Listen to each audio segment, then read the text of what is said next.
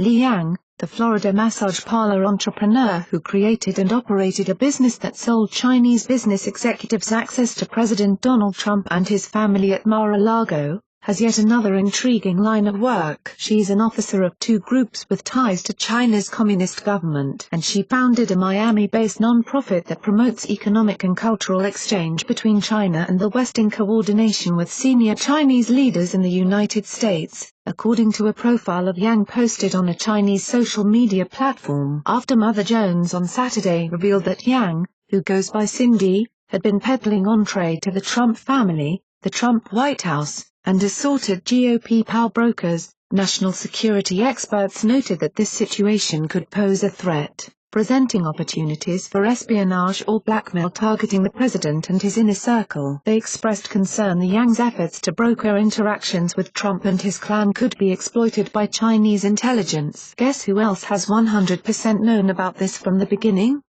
Tweeted Susan Hennessy, a Brookings Institution fellow who previously worked as a National Security Agency lawyer. Chinese intelligence services.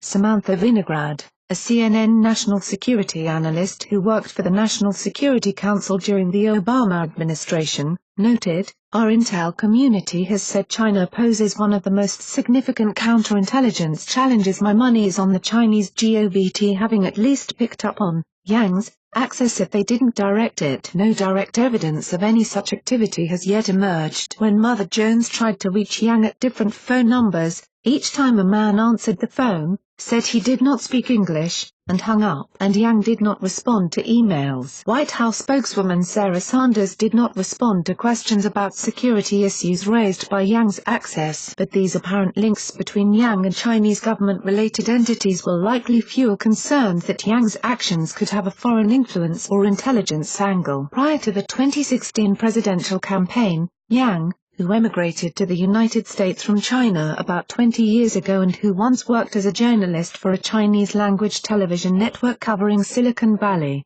had no political profile. She and her family owned and operated a chain of Florida massage parlors, including the one where New England Patriots owner Robert Kraft was busted last month for soliciting prostitution. Yang sold that particular spa around 2013, but her family continues to own massage parlors, including several that have developed a reputation for offering sexual services, according to the Miami Herald. Yang has denied violating the law.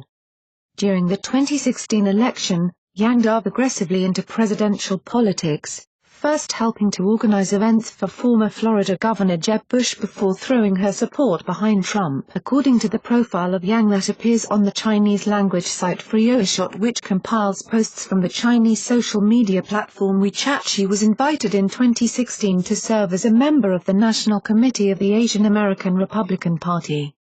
The story notes that Yang was also tapped for senior roles in two other groups focused on China-related issues, the Florida branch of the Council for the Promotion of the Peaceful Reunification of China, CPPRC, and the Miami chapter of the American arm of the Chinese Association of Science and Technology. Both organizations have direct links to China's Communist Party, and the CPPRC has been described as a vehicle for projecting Chinese influence in the West. According to the Jamestown Foundation, a conservative think tank, the CPPRC, which advocates for China absorbing Taiwan, has affiliated chapters throughout the world. This organization, the think tank says, maintains numerous branches in the United States, including chapters in New York, San Francisco, and other major cities. The national headquarters branch in the United States is the National Association for China's Peaceful Unification, NACPU, located in Washington, D.C.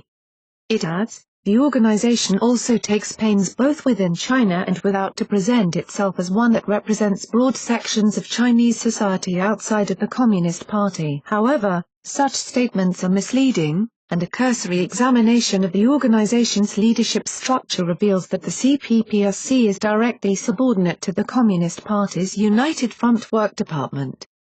In July, the Daily Beast reported, Peaceful Reunification Associations, the term refers to Beijing's intent to obtain sovereignty over Taiwan, have a close relationship with the Communist Party's United Front Work Department, in some cases functioning almost as an extension of its overseas Chinese affairs office. The China Association for Science and Technology describes itself as a bridge that links the Communist Party of China and the Chinese government to the country's science and technology community.